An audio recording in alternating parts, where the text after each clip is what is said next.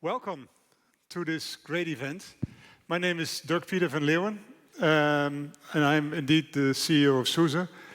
But for some odd reason, I feel super in place here. I like this place. I like what you guys are doing. And maybe I'll give you a little bit of background to myself, why that is. So many years ago, even before Linux, that's all how I am. But I was actually an engineer. And I still love coding. I used to write device drivers for Unix, later on Linux, so I know assembly, C, C++. And I hide all that for everybody because now I'm a CEO. And you're supposed to then be executive and what have you. But when I have my own time, when I go back home and I want to do something for myself, I'm often diving into open source projects, whether it's home automation, or whether it's other stuff that happens to resonate with what I like to do. I do it, and I like to I very much respect communities, but also at the heart of my day job, I very firmly believe in the power of the community. Because you can be open source and you can label everything open source, but if there's no community, what's the point? Right? And you here in this room are the community to openSUSE, to SUSE, to what happens, to really what happens, what we develop, to what comes into the product in the future. You are the brains and the community of everything that we do in this company. So I want to start by saying thank you, because this is amazing what you guys are doing. And the passion with which you are doing it is even more amazing. Passion always, or sometimes misunderstood by people, is very important. And again, this is something at the core and at the heart of what you do. And you don't just do this for a while. This is not a new community. The openSUSE community is 20 years old. And that's another important milestone that I think we should recognize.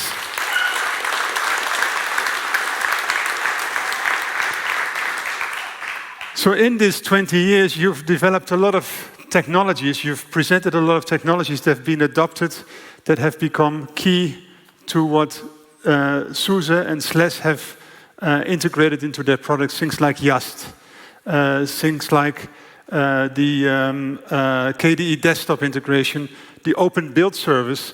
Open Build Service is something which I'm super proud of, that is now also adopted by the Cloud Native Foundation, and that now Kubernetes is being built upon. So there's so many technologies and so many things that you have designed and created that have been absolutely instrumental and will and continue to be instrumental to what innovation is all about, and especially what open source innovation is all about. It is about this community, and it is about meritocracy. And again, meritocracy, often not understood well enough, is all about the best idea and not about who comes up with it.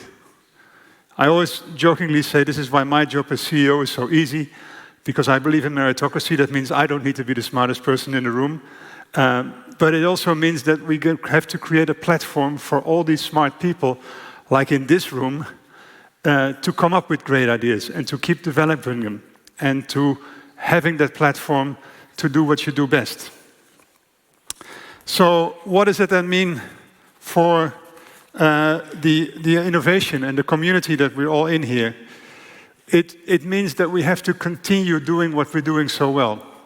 And we got to keep growing this community, and we got to keep advocating for the community. Now, right now, in this day and age, there's a lot of stuff happening.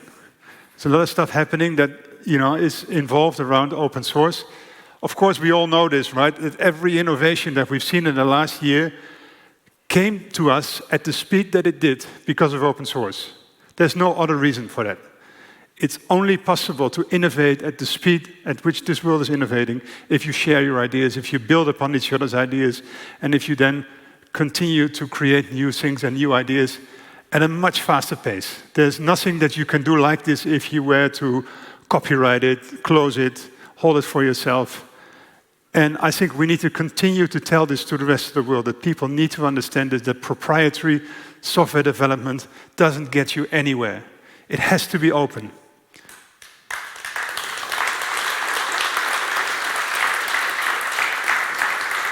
I get these questions from customers too, right? Like, oh yes, it's open source, but is it secure?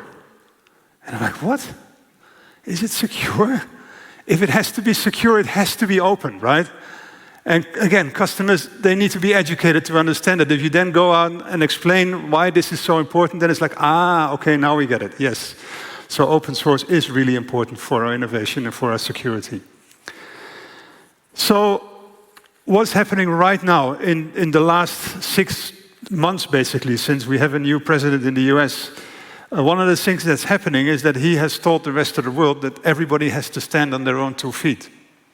And that has led to what we now call digital sovereignty. Digital sovereignty meaning that suddenly everybody's panicking and comes to the conclusion that depending on the US for everything is maybe not such a great idea. And we all now have to develop our own local digital sovereign solutions. And if you're an open source company, it's like, yeah, sure, it's no problem. Open source has no borders, it's not of any country. We can help. We can make sure that your code is secure, that it's available, that it's not owned by anybody obscure, that's not owned by anybody that your life depends on in the future. And especially for SUSE, being a European company, this is a major advantage to us. And we got to get this message out there into the open, that we are a European company with European heritage, here in Nuremberg, in Fürth, where SUSE was founded 33 years ago. And we continue to be this company that is really reliable, that's proven itself. Didn't came up 6 months ago. 33 years is a really serious period of time, right? And we've always believed in the power of the community, in the power of collaboration, and we have a European footprint. All of our leaders are European. So this is a big advantage when it comes to digital sovereignty. But this whole digital sovereignty topic is a great, great opportunity to continue to advocate for open source development and to continue to advocate for what all of you are doing. So with that in mind, I just wanted to ask you to really keep doing what you're doing and also keep challenging us, right? We're not afraid. This is a world of meritocracy. This is a world of an open source. I get challenged all the time, and I like it because I'm only as good as the ideas that you bring to me. I see this when I do my all hands here in Nuremberg, like yesterday. There's very, very good questions. There are very challenging questions that make me think as well, and that make me think like, okay, how can we be better at certain things? How can we continue to do what we're doing?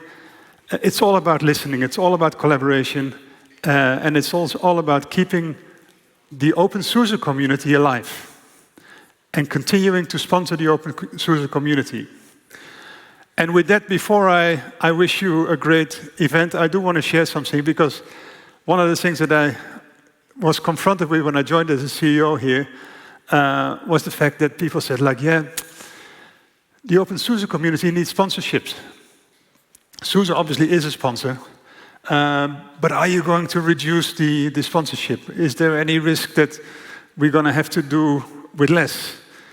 And I remembered that story before when I was preparing for today's speech. And I asked my finance people, I said, are we actually significantly sponsoring the openSUSE community? They said, yeah, we are, and so and so and so. But I went back to them and I said, we need to do better. So I'd like to announce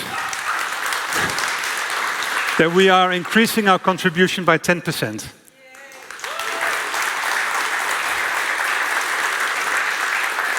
And I know it's not enough, right?